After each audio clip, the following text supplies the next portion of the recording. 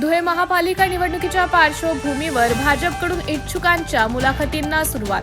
धुळे महानगरपालिका निवडणुकीच्या पार्श्वभूमीवर राजकीय पक्षाकडून तयारीला वेग देण्यात आला असून पुढील काही दिवसात निवडणुकांचा बिगुल वाजण्याची शक्यता निर्माण झाली आहे। मनपा निवडणुकीच्या पार्श्वभूमीवर भाजपकडून इच्छुकांच्या मुलाखती सुरू करण्यात आल्या असून महापालिकेची निवडणूक ही महायुती म्हणून एकत्रित लढवली जाणार आहे। तसेच भाजपकडून महापालिकेत 55 जागांवर उमेदवार देण्यात येतील अशी माहिती जिल्हाध्यक्ष गजेंद्र अंपळकर यांनी दिली आहे।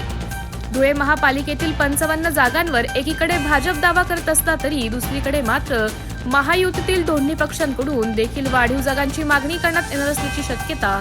यामुळे महापालिका निवडणुकीत महायुती एकत्रित लढणार की स्वबळावर हे पुढील काही दिवसात देखील स्पष्ट होणार आहे। आणि संध्याकाळमध्ये किती होला आत्तापर्यंत माझ्या हिशोबाने साधारणतः 100च्या आसपास आत्तापर्यंत इच्छुक उमेदवार झाले असतील, पण टोटल जी आमच्याकडे इच्छुकांची जी संख्या आहे ती 550ची आहे।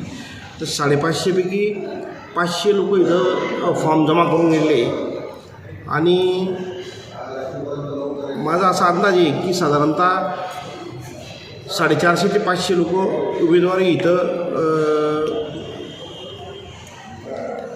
आमच्या इथं येऊन जातील उमेदवारीसाठी मुलाखतीसाठी।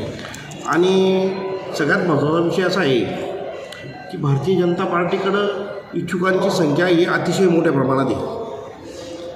त्याचं कारण असं आहे की भारतीय जनता पार्टीने जे काही कामं केलेले ते अतिशय चांगल्या प्रमाणात केलेले आहे। जनतेतून मागणी एकच होती की भारतीय जनता पार्टीचं तिकीट घ्या, म्हणजे आम्ही तुम्हाला मतं देऊ। आणि भारतीय जनता पार्टीचं काम हे जनतेला अतिशय चांगल्या प्रमाणात आवडलेलं आहे आणि म्हणून इच्छुकांची संख्या भारतीय जनता पार्टीकडे मोठ्या प्रमाणात आहे। भारतीय जनता पार्टीचाच महापौर धुळे शहरात निश्चित बसेल अशी मला खात्री आहे।